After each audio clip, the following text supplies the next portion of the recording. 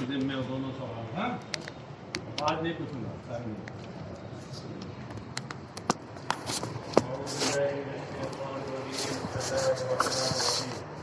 ذلك الذين اشتروا الضلالة بالهدى فما ربحت تجارتهم. یہی وہ لوگ ہیں جنہوں نے ہدایت کے بدلے میں گمراہی لی، گمراہی اختیار کی. اس کی تفسیر میں کہتے ہیں استبدلوها بھی. کل بتایا تھا میں نے کہ ہا سے مراد ہا ضمیر کا ماضی دلالت ہے، اور بھی میں جو ہا ضمیر مذکر ہے اس کا ماضی خدا ہے. ہاں یعنی استبدلوا الضلالۃ بالہدی، کہ انہوں نے ہدایت کے بدلے میں گمراہی لی. اس میں فنی نکتہ کیا ہے کل بتا چکا ہوں کہ یہاں استعارہ یا تو استعارہ مصرحہ ہے، ہاں مصرحہ طبعیہ ہے اگر اشتروں میں جاری کریں آپ، یا جب ضلالہ اور ہدا میں جاری کریں تو اس صورت میں استعارہ متنیہ ہے. لیکن یہ استبدلوها سے اس کی تشریح کی ہے، اس سے اشارہ اس بات کی طرف کیا ہے کہ استعارہ اشتروں میں ہے، امکان دونوں میں ہے، لیکن انہوں نے یہاں اشتروں میں جاری کیا ہے. تو وہ استعارہ کون سا ہو گیا؟ استعارہ تشریحیہ طبعیہ. دیکھیے آپ لوگ ذرا سا دیکھ کر آئیے، البلاغۃ الواضحہ دیکھ لیجیے اور دوسری بلاغت کو سامنے رکھیے استعارات کی ہے کہ اگر جس لفظ میں استعارہ جاری ہوا ہے مستعار، وہ اگر مشتق ہو، ہاں بلکہ یوں کہہ لیجیے کہ اگر جامد ہو تو اس میں استعارہ اصلیہ ہو، اور اگر لفظ مستعار جامد نہ ہو بلکہ مشتق ہو تو اس میں استعارہ طبعیہ ہو. یہاں دیکھیں اشترو کیا ہے؟ جامد ہے، تو استعارہ کون سا ہوگا؟ طبعیہ ہوگا. اور دوسرے اعتبار سے استعارہ کی جو تقسیم کی جاتی ہے مکنیہ اور مصرحہ کی طرف، تو اس میں یہ ہے کہ اگر مشبہ بھی کو عبارت میں صراحتاً ذکر کر دیا جائے تو استعارہ تشریحیہ ہوتا ہے، استعارہ مصرحہ اسی کو کہتے ہیں. اور اگر مشبہ بھی کو عبارت میں ذکر نہ کیا جائے، حذف کر دیا جائے، اس کے لوازم و مناسبات میں سے کسی کو ذکر کیا جائے تو وہ استعارہ بالکنایہ یا استعارہ متنیہ کہلاتا ہے. بات سمجھ گئے؟ وما ربحت تجارتهم، اے ما ربحوا، تو ان کی تجارت نفع بخش نہ ہوئی، سود مند نہ ہوئی. ربح ربح کا معنی کیا ہوتا ہے؟ فائدے مند ہونا، نفع بخش ہونا. ان کی تجارت فائدے مند نہ ہوئی. آپ بتائیے فائدہ مند کا مطلب ہوتا ہے فائدے والا، یعنی فائدہ اٹھانے والا. تو یہ تجارت فائدہ اٹھاتی ہے. ارے میں پوچھ رہا ہوں تو اس کا جواب دیں، تو آپ تو بہت آگے جاتے ہیں. وہی تو بتانا چاہ رہا ہوں کہ کیا تجارت فائدہ اٹھاتی ہے یا تاجر فائدہ اٹھاتا ہے؟ تجارت کو فائدے کا سبب ہوتی ہے. تو یہاں کہہ رہے ہیں فما ربحت تجارت، مفسر کہتے ہیں اے ما ربحوا فیہا، یعنی ان لوگوں نے اس تجارت میں فائدہ نہ اٹھایا. ان لوگوں نے اس میں فائدہ نہ اٹھایا. تجارت تو سبب ہوتی ہے نا فائدہ اٹھانے کا. اشارہ یہ کیا اس سے کہ یہاں جو ربحت کی اسناد تجارت کی طرف ہے، یہ اسناد مجاز عقلی ہے، اسناد مجازی ہے. اسناد کے دو قسمیں ہوتے ہیں، اسناد حقیقی، اسناد مجازی. معنی میں آپ نے پڑھا ہوگا. ہاں پڑھا کہ نہیں؟ ارے مختصر معنی میں پڑھیں گے آگے. ہاں اور البلاغۃ الواضحہ میں اس کو انہوں نے علم البیان میں ذکر کیا. چلیے خیر چاہے علم المعانی میں علم البیان میں کہیں تو صاحب کسی فعل یا شبہ فعل کی اسناد نسبت اس کے ما ہوا لہو کی طرف ہو تو اسناد حقیقی ہوتی ہے. اور غیر ما ہوا لہو کی طرف ہو تو اسناد مجازی ہوتی ہے. یہاں ما لہو کی طرف اسناد نہیں ہے، لہذا یہ اسناد مجازی ہے. ہاں یعنی حقیقت میں جو اس کا فاعل ہے یا نائب فاعل ہے، اگر اس کی طرف اسناد ہو تو وہ اسناد حقیقی ہو، اور جو حقیقت میں اس کا فاعل نہیں کچھ اور ہے اس کی طرف اسناد کر دی گئی تو اسناد مجازی ہوگی. تو اس سے اشارہ کیا اس بات کی طرف کہ یہ اسناد مجازی ہے. دیکھیے آپ کے محشی نے آپ کی مدد کی، اوپر لکھا اشارہ الی ان اسناد الربح للتجارت مجاز نقلی وحقه ان يسند للتاجر. اس سے اس بات کی طرف مفسر نے اشارہ کیا ہے کہ ربحت میں ربح کی جو اسناد تجارت کی طرف ہے یہ مجاز عقلی ہے، اسناد مجازی ہے.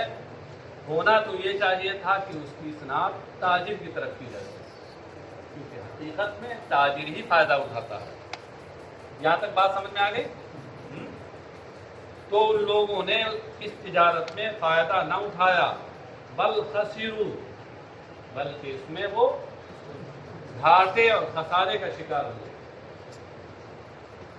یہ گھاٹا کیسے ان کا ہوا؟ اس میں لِمَسِيرِهِمْ إِلَى النَّارِ الْمُؤَبَّدَةِ عَلَيْهِمْ، کیونکہ انہوں نے ہدایت کے بدلے میں جو گمراہی کا سودا کیا ہے اور یہ تجارت کی ہے، یہ گھاٹے کا سودا ہے. کیوں گھاٹے کا سودا ہے؟ لِمَسِيرِهِمْ إِلَى النَّارِ الْمُؤَبَّدَةِ عَلَيْهِمْ، ان لوگوں کے اس آگ کی طرف، نار جہنم کی طرف جانے کی وجہ سے جو ان پر ہمیشہ ہمیشہ کے لیے ہو، دائمی نار جہنم میں جائیں گے. ہاں بتائیے جس سودے کا انجام دائمی نار جہنم ہو وہ گھاٹے کا سودا نہیں تو کیا فائدے کا سودا ہوگا؟ یہاں تک بات سمجھ میں آ گئی؟ ہاں اب ایک چیز تو انہوں نے یہاں بتا دی ہے، مگر ایک چیز ہم اور کو آپ کو بتا دیں. فما ربحت کا جو ذکر انہوں نے کیا ہے، فما ربحت تجارتہ کا ذکر یہاں انہوں نے کیا ہے، تو اس کی وجہ سے یہاں استعارے مرشحہ ہو گیا.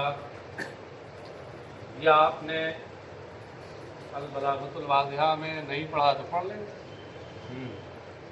کہ اگر اپنے قرینے کے ساتھ استعارہ مکمل ہو جائے تو اس کے بعد کبھی ایسا ہوتا ہے کہ کلام میں مشبہ بھی کا مناسب لایا جاتا ہے، کبھی مشبہ کا مناسب لایا جاتا ہے، کبھی دونوں کا مناسب لایا جاتا ہے، کبھی ایسا ہوتا ہے کہ کسی کا کوئی مناسب نہیں لایا جاتا. 4 صورتیں ہوتی ہیں. ہاں مگر ان 4 صورتوں میں 3 ہی قسمیں بنی، اس کو غور سے سن لیجیے. اگر استعارہ کے قرینے کے ساتھ تکمیل کے بعد مشبہ بھی کا مناسب ذکر کیا جائے تو وہ استعارے ترشیحیہ، استعارے مرشحہ ہوتا ہے. اور اگر مشبہ کا مناسب ذکر کیا جائے تو اس صورت میں استعارے مجردہ یا استعارے تجریدیہ ہوتا ہے. اور اگر دونوں میں سے کسی کا مناسب نہ ذکر کیا جائے تو استعارے مطلقہ ہوتا ہے. فإن هذه الاستعارة صارت مطلقة عن كل مناسب من مناسب المشبہ والمشبہ به، سب سے خالی ہے، سب سے آزاد ہے تو مطلقہ ہو گئے. ہاں اور اگر جناب دونوں کا مناسب ذکر کر دیا جائے چوتھی صورت میں، تو اس صورت میں بھی وہ مطلقہ ہوتا ہے. اس صورت میں بھی وہ مطلقہ ہوتا ہے. کیوں مطلقہ ہوتا ہے؟ اس لیے کہ دونوں کے مناسب کا جو ذکر کرنا ہے یہ گویا مشبہ اور مشبہ بھی پر ایک دلیل قائم کرنا ہے. والدلیل اذا تعارض تساقط، اور جب 2 دلیلیں آپس میں ٹکراتی ہیں تو دونوں کے دونوں ساقط الاعتبار ہو جاتے ہیں. سمجھے؟ تو گویا کسی کا مناسب کوئی ذکر نہیں ہوا، تو استعارہ صورت میں اس وجہ سے بھی مطلقہ ہوتا ہے. اب صاحب یہاں دیکھیے، کیونکہ یہ استعارہ اس طرح دلالت بالہدیٰ میں اپنے قرینے کے ساتھ استعارے تشریحیہ مکمل ہو گئے. اب اس کے بعد فما ربحت، جو ربح کا ذکر ہے یہ اس کے مناسبات میں سے، اشترا کے مناسبات میں سے خریداری میں ربح ہوتا ہے، خریداری میں فائدہ ہوتا ہے. ہاں تو یہ مشبہ بھی کا مناسب ہوا نا. تو اب جب مشبہ بھی کا مناسب ذکر کیا گیا تو یہ استعارہ مرشحہ ہوا. چلیے صاحب، وما كانوا مهتدين فيما فعلوا، اور جو کام انہوں نے کیا ہے، جو تجارت انہوں نے کی ہے اس میں وہ راہ راست پر نہیں تھے، تجارت انہوں نے صحیح نہیں کی۔ مثلهم كمثل الذي استوقد نارا، مثلهم صفتهم في نفاقهم، اس سے اشارہ اس بات کی طرف کیا کہ مثل یہاں لغوی معنی میں، صفت کے معنی میں ہے، حال کے معنی میں۔ ان کافروں کا حال، ان منافقوں کا حال، فی نفاقہم، ان کے نفاق میں، ایسا کمثل الذی، ان کی طرح ہے، الذی استوقد نارا، جس نے آگ جلائی۔ استوقدہ کی تفسیر میں کہتے ہیں اوقدہ۔ میں کچھ اپنی طرف سے نہ کہہ کر کے بین السطور پڑھ دیتا ہوں۔ یشیر الی ان استوقد بمعنی اوقد لا علی الطلب کما قالہ الزمخشری و اشیاء۔ اس بین السطور کا خلاصہ یہ ہے کہ یہاں استوقدہ کس معنی میں ہے؟ آپ جانتے ہیں کہ باب استفعال سے پہلے ماضی ہے، اور باب استفعال کی بڑی مشہور خاصیت ہے طلب ماخذ۔ ہاں، لیکن باب استفعال کبھی فعال کے معنی میں بھی ہوتا ہے، ایک باب دوسرے باب کے معنی میں بھی کبھی ہوتا ہے نا، اس کو موافقت بولتے ہیں۔ تو جب استفعال افعال کے معنی میں ہو تو اس کو اصطلاح میں کہتے ہیں موافقت افعال، سمجھے؟ یعنی افعال کے ہم معنی ہونا ہے۔ زمخشری جنہوں نے کشاف لکھی ہے، وہ کہ وہ معتزلی تھے، حنفی تھے مگر معتزلی، لیکن زبان و بیان، ادب اور بلاغت میں ان کی امامت مسلم ہے۔ تو زمخشری اور ان کے ہمنواؤں کا کہنا یہ ہے کہ استوقدہ یہاں اپنے مشہور معنی یعنی طلب والے معنی پہ ہے۔ استوقدہ طلب الایقاظ، وہ معنی یہاں پایا جاتا ہے۔ لیکن امام سیوطی نے استوقدہ کی تفسیر کرتی ہے اوقدہ سے، اشارہ یہ کیا کہ جناب والا یہاں وہ طلب والا معنی نہیں ہے، طلب ماخذ کی خاصیت ہے نا، یہ سب استوقدہ میں پائی جا رہی ہے، بلکہ یہ موافقت افعال والی خاصیت یہاں پائی جا رہی ہے۔ تو استوقدہ کا معنی اوقدہ ہے، اور یہی قرین قیاس ہے، موقع محل کا تقاضا یہ کسی معنی کو یہاں دیا جائے۔ اوقدہ کا معنی کیا ہے؟ جلانا۔ تو مطلب کیا ہوا کہ نفاق میں ان کا وصف اور ان کی حالت اس شخص کی، ان لوگوں کی طرح ہے کہ جنہوں نے آگ جلائی۔ کہاں آگ جلائی؟ فی ظلمت، اندھیرے میں، اندھیرا تھا اور اس میں آگ جلائی۔ فلما اضاءت ما حولہ ذهب اللہ بنورہ، تو جب آگ نے ارد گرد کو روشن کر دیا، ذهب اللہ بنورہم، تو اللہ ان کی اس روشنی کو لے گیا۔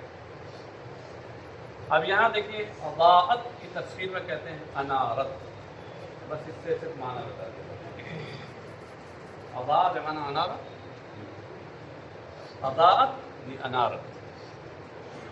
اب ایک چیز یاد رکھیے کہ یہاں ما حولہ بھی ما کس حالت میں ہے، نصبی حالت میں ہے یا رفعی حالت میں؟ یہاں دونوں احتمال ہیں۔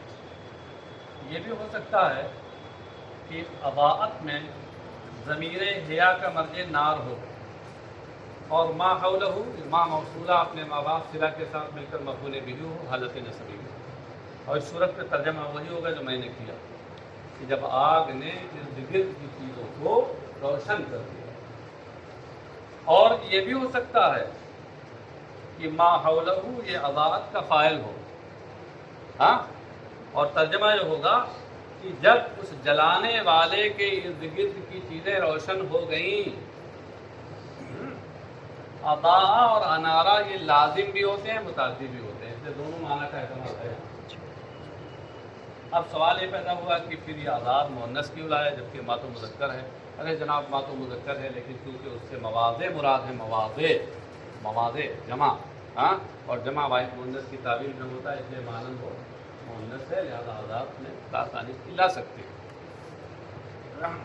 تو جب اس کے ارد گرد کی چیزیں روشن ہو گئیں یا آگ نے اس شخص کے ارد گرد کی چیزیں روشن کر دی، فَأَبْصَرَ وَاسْتَدْفَعَ وَأَمِنَ مَا يَخَافُ، مزید تشریح کرتے ہوئے مفسر فرماتے ہیں تو اس نے دیکھ لیا، بھائی چیزیں جب روشن ہو گئی اندھیرے میں تو اس شخص نے دیکھ لیا، نظر پڑی اس کو، وسطفا، اور اس نے گرمی حاصل کی، آگ جلتی ہے تو گرمی بھی حاصل ہوتی ہے نا، وَآمِنَ مَا يَخَافُهُ، اور ان چیزوں سے وہ مطمئن ہو گیا، بے خوف ہو گیا جس کا اسے ڈر اور اندیشہ تھا، جن چیزوں کا ڈر و اندیشہ کر رہا تھا ان سے وہ مطمئن ہو گیا، ذَهَبَ اللَّهُ بِنُورِهِمْ، تو اللہ ان کی اس روشنی کو لے گیا۔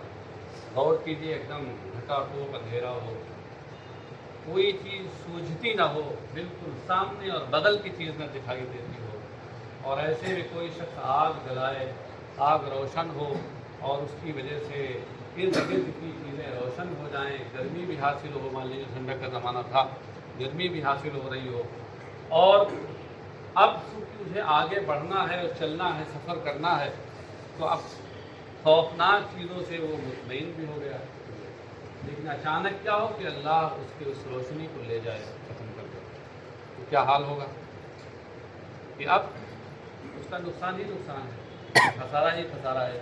تو یہی حال ان لوگوں کا ہے۔ ذَهَبَ اللَّهُ بِنُورِهِمْ أَطْفَأَهُ، یہ ذَهَبَ اللَّهُ بِنُورِهِمْ کی تفسیر ہے کہ اللہ نے اس روشنی کو، اس نور کو بجھا دیا، اللہ لے گیا یعنی بجھا دیا۔ مطلب کہنے کا یہ ہے کہ بطور کنایا اس سے مراد اظہار سے مراد اطفاء۔ اب ایک سوال پیدا ہوا، یہاں دیکھیں کمثل الذی استوقد نارا، یہاں استوقد میں ضمیر ہوا ہے جو الذی کی طرف لوٹ رہی ہے، اور آگے جا کے فلما اضاءت ما حولہ میں جو حولہ میں ضمیر ہے یہ بھی واحد مذکر کی ہے جو الذی اس موصول کی طرف لوٹ رہی ہے۔ تو ان دو مقام پر تو اس میں موصول کی طرف واحد مذکر کی ضمیر لوٹ ہے، لیکن ابھی جملہ چل ہی رہا تھا، ذَهَبَ اللَّهُ بِنُورِهِمْ کہہ دیا، وَتَرَكَهُمْ کہہ دیا، لَا يُبْصِرُونَ کہہ دیا، جمع مذکر کی ضمیر لوٹا دی اسی الذی کی طرف۔ یہ عجیب کا مسئلہ ہے، ایک لفظ کی طرف کبھی واحد مذکر کی ضمیر لوٹائی جا رہی ہے اور کبھی جمع مذکر کی لوٹائی جا رہی ہے، یہ کیسے؟ تو جواب دے رہے ہیں کہ وہ جمع الضمیر مراعاتا لمعنى الذی، ہاں جمعہ بھی پڑھ سکتے ہیں اور مصدر بھی پڑھ سکتے ہیں، جمع الضمیر مراعاتا لمعنى الذی، یہ بھی صحیح ہے۔ اور ضمیر کو جمع لانا الذی کے معنی کی رعایت کرتے ہوئے، درست میں کمثل الذی میں جو الذی ہے یہ اگرچہ لفظاً واحد مذکر ہے مگر اس سے مراد چونکہ ایک جماعت ہے پوری، اور جماعت ظاہر سی بات ہے جب جماعت ہوگی تو وہ جمع ہوگی۔ آپ جانتے ہیں کہ ضمیر کبھی لفظ کا لحاظ کرتے ہوئے لوٹائی جاتی ہے اور کبھی معنی کا لحاظ کرتے ہوئے لوٹائی جاتی ہے۔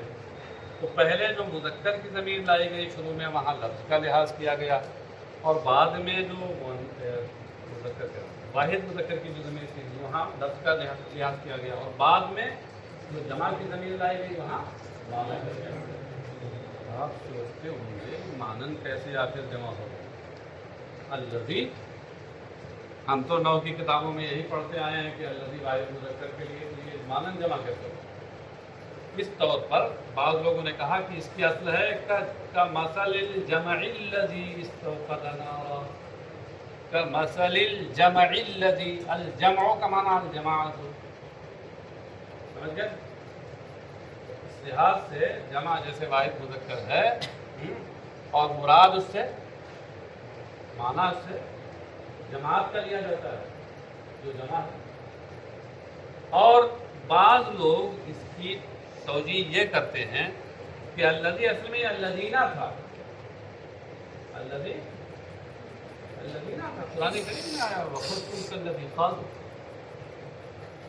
خُذْتُمْ كَالَّذِي خَاضُوا، كَالَّذِي خَاضُوا، خاضو یہ جمع مذکر غائب کا صیغہ لایا گیا اور واو کی ضمیر الذی کر دیا، جیسے وہاں ویسے تو سمجھ میں آیا؟ وَتَرَكَهُمْ فِي ظُلُمَاتٍ لَا يُبْصِرُونَ، اور اللہ ان کی روشنی کو لے گیا، یعنی ان کی روشنی بجھا دی اور انہیں تاریکیوں میں چھوڑ دیا، لا یبصرون، اس حال میں کہ انہیں کچھ سوجھتا نہیں۔ لا یبصرون مفسر کہتے ہیں ما حولہم، اشارہ یہ کیا کہ لا یبصرون یہ متعدی ہے اور اس کا مفعول بھی محذوف ہے اور حذف پر قرینہ سیاق عبارت ہے، اصل میں ہے لا یبصرون ما حولہم، انہیں تاریکیوں میں چھوڑ دیا اس طرح کہ انہیں ارد گرد کی کچھ چیزیں نظر نہیں آتی، کچھ سوچتا نہیں۔ متحیرین عن الطریق خائفین، یہ جو پڑھایا ہے یہ مزید اس کے مفہوم کو اور واضح کرنے کے لیے، متحیرین عن الطریق خائفین، کہ وہ راستے میں حیران و پریشان ہیں اور خوف زدہ ہیں۔ فَكَذَلِكَ هَؤُلَاءِ، تو یہ جو تمثیل ہے، اب اس تمثیل کی وضاحت کرتے ہوئے مفسر کہتے ہیں کہ منافقین کا جو حال ہے وہ اس شخص کی طرح ہے جس نے اندھیرے میں آگ جلائی ہو اور پھر جب آگ خوب روشن ہو گئی ہو، یہ بیچ کی چیزیں نظر آنے لگی ہوں تو اچانک اللہ تبارک تعالیٰ ان کی آگ کو بجھا دے اور وہ تاریکیوں میں پڑ جائیں، سمجھے، اور کچھ سوجھے نہ۔ تو ایسے ہی منافقین کا حال ہے کہ انہوں نے کلمہ ایمان کا اظہار کیا، ایک روشنی وہ آگ جلائی، روشنی کلمہ ایمان کا فائدہ اٹھایا، فَإِذَا مَاتُوا جَاءَهُمُ الْخَوْفُ وَالْعَذَابُ، اور جب مریں گے، موت آئے گی اچانک تو خوف اور عذاب آئے گا۔ تو اب وہ کلمہ ایمان گویا نور کی طرح ہو گیا اور موت کے بعد خوف و عذاب کا آنا ہے ایسے جیسے اندھیرا۔ صُمٌّ بُكْمٌ عُمْيٌ فَهُمْ لَا يَرْجِعُونَ، صُمٌّ سے پہلے ہم نکالا، اشارہ یہ کیا کہ صُمٌّ بُكْمٌ عُمْيٌ، یہ خبر ہے، ان کا مبتدا محذوف ہے اور وہ مبتدا کیا ہے؟ ہم، ہم صُمٌّ، ہاں صم یہ اسم کی جمع ہے، اسم کا معنی کیا ہوتا ہے؟ بہرا، ہم صم یعنی صم عن الحق، لوگ حق سے بہرے، ظاہر جو تھا اس پر اعتراض پڑ رہا کہ وہ بہرے ہیں، منافقین بہرے تھے، ارے ان کے کان سے سب کام کر رہے تھے، بہرے کیسے ہوں؟ انل حق لگا کر کے مفسر نے جواب دے دیا کہ بہرے ہونے سے یہ مراد نہیں ہے کہ وہ بالکل ظاہر کے اعتبار سے بہرے ہیں، حق نہیں سنتے اور حق نہیں سن کر قبول نہیں کرتے، اس لیے بہرے، یعنی ان کی قوت سامعہ جو ہے وہ کام نہیں کر رہی۔ وَلَا يَسْمَعُونَهُ سَمَاعَتَهُ، وہ حق سے بہرے ہیں تو اسے قبولیت کے کام سے نہیں سنتے، سنتے ہیں مگر قبولیت والے کام سے نہیں سنتے، تو گویا بہرے۔ جب کوئی شے اپنا کام چھوڑ دے تو گویا وہ نہیں ہے۔ بکمن، اور وہ گونگے ہیں، بکم یا ابکم کی جمع، ابکم جس کا معنی غلط ہوتا، تو بکمن کا معنی کیا ہوا؟ حرص عن الخیر، یہ بھلائی سے گونگے ہیں، نیک بات بولتے نہیں، فلا یقولون، تو بھلائی کی بات یہ نہیں بولتے، نہیں کہتے۔ عمیٌ، یہ نابینا ہیں، اندھے ہیں، کیا مراد ہے؟ یعنی ہدایت کے راستے سے نابینا، انہیں ہدایت کا راستہ نظر نہیں آتا، ایسے تو دیکھتے میں اختیارے ہیں لیکن ان کی آنکھیں ہدایت کے راستے کو نہیں دیکھ پاتی، تو مال کے اعتبار سے یہ نابینا ہے، فلا یرونہ، لہذا ہدایت کا راستہ یہ دیکھ نہیں پاتے، فہم لا یرجعون، یعنی فہم لا یرجعون عن الضلالہ، تو یہ گمراہی سے لوٹنے والے نہیں، یہ گمراہی سے نہیں لوٹیں گے۔ یہ ایک تمثیل ہو گئی، دوسری تمثیل منافقین کی پھر آگے آ رہی ہے۔